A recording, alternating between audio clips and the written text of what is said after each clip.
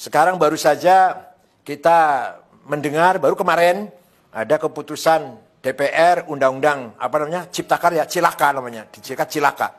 Itu jelas tidak seimbang. Hanya menguntungkan satu kelompok, hanya menguntungkan konglomerat, kapitalis, investor, tapi menindas, menginjak kepentingan atau nasib para buruh, para petani, rakyat kecil. Kita harus punya sikap yang tegas dalam hal ini.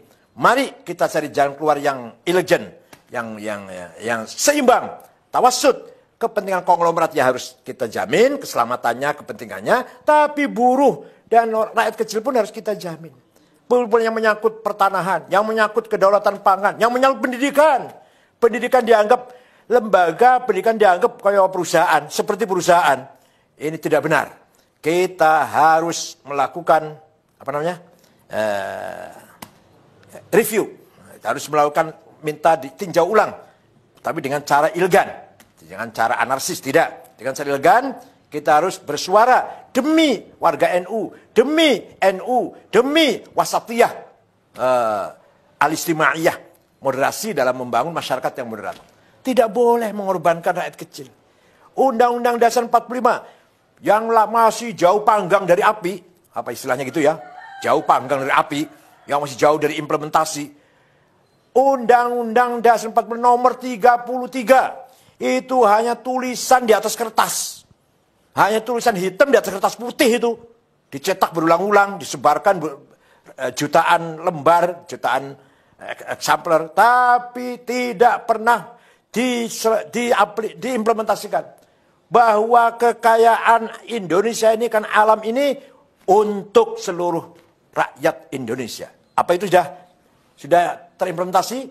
Sudah terrealisasi? Sama sekali tidak. Sama sekali tidak. Bahkan yang kaya semakin kaya, yang miskin semakin miskin. Apalagi sekarang di era keterbukaan ini semakin bebas, liberal. Yang diikuti oleh sistem liberal kapitalis.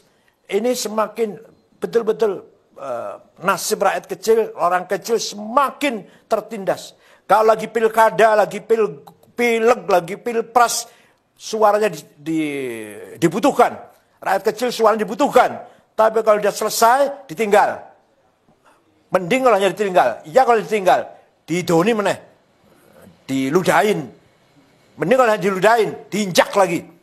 Jadi, Undang-Undang Pasal nomor 33, Undang 45 Pasal 33 itu hanya tulisan di atas kertas. Hanya tulisan di atas kertas. Allah Subhanahu wa Ta'ala telah memberikan kekayaan alam Indonesia ini disediakan untuk mensejahterakan semua rakyat. Dan itu cukup. 260 juta orang ini cukup sejahtera kalau betul-betul dikelola dengan adil, dengan merata. Tambang coba, ada tambang gas, minyak, batu bara, boksit, mening, bahkan emas, bahkan berlian, bahkan nikel, apalagi lithium apa namanya lah. Banyak sekali tambang. Cukup untuk mensejahterakan perutnya, mengenyangkan perutnya 200 juta orang. Belum pula kekayaan hutan. Belum kekayaan laut yang luar biasa di Indonesia ini. Bukan hanya ikan, tapi juga hal-hal yang berharga yang ada dalam laut kita. Harga yang sangat bernilai. Itu semua hanya menguntungkan segelintir orang. Menguntungkan segelintir jumlah orang. Bayangkan, katanya, saya ini belum membuktikan. Katanya, kekayaan orang 4 konglomerat sama dengan 100 juta rakyat. Ya ini kan, kalau ya benar ini, innal wa inna raji'un. Coba kita lihat orang kaya orang 50 konglomerat yang kaya ini. Apa ada orang NU? Satu pun tidak ada. Ini berarti kan tidak ada pemerataan sama sekali. Ada, saya juga sering ngomong nih, sudah saya bosan sama ngomong ini. Ada pengusaha yang menguasai 5 juta hektar. Tapi warga NU di desa 1 meter aja, 1 jengkal aja nggak punya. Para petani kita. Ini jelas sekali tidak membangun keseimbangan. Saya tidak anti konglomerat. Tapi konglomerat harus melakukan reformasi cara berpikir. Harus menjadikan kelas menengah dijadikan mitra. Bukan dijadikan bawahannya. Kelas menengah harus menganggap mitra bagi kelas kecil. Kelas kecil harus merangkul buruh tani, rakyat kecil.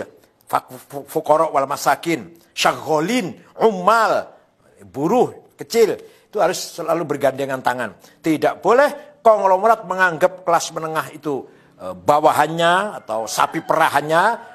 Kelas menengah menganggap kelas kecil sapi perahannya, bawahannya, dan kelas kecil jauh dari fuqara wal masakin, tidak boleh. Oleh karena itu sekali lagi saya mengharapkan NU nanti bersikap menyikapi undang-undang yang baru saja diketok kemarin ini dengan kritik, dengan sikap kritis, tapi elegan. Tidak boleh menggunakan cara-cara anarkis, tidak ada gunanya itu.